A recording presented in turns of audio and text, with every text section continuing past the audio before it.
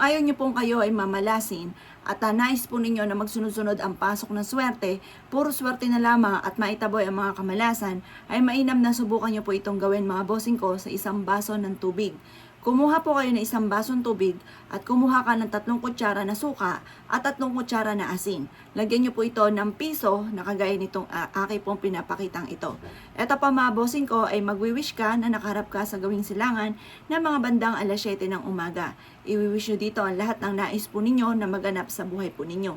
Sabihin nyo po, sa pamamagitan ng pampaswerteng ito ay kailanman hindi na ako mamumblema tungkol sa usapin ng pera. Laging siksik-liglig at umapaw at napakaraming blessing ang darating sa akin.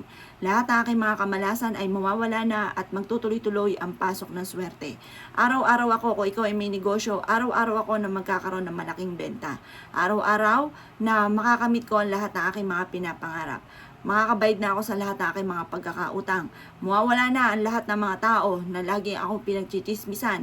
Ganon din ang mga taong inggitera sa buhay ko at ang mga tao na masamang intention sa akin at sa aking buong pamilya. Basta bahala na kayo mag-wish na lahat ng gusto po ninyong i-wish.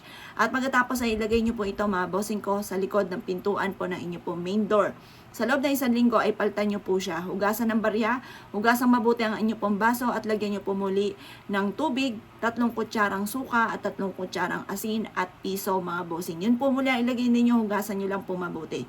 Kung ikaw ay naniwala at nais po itong gawin, huwag ka na magpatumpik-tumpik pa. Proven po ito na napakaswerte. Basta't may 100% kang paniniwala sa mga ganitong mga pamamaraan ay walang imposible. Kung ikaw ay naniwala at nais po itong gawin, asya mga boss, good luck po sa po lahat.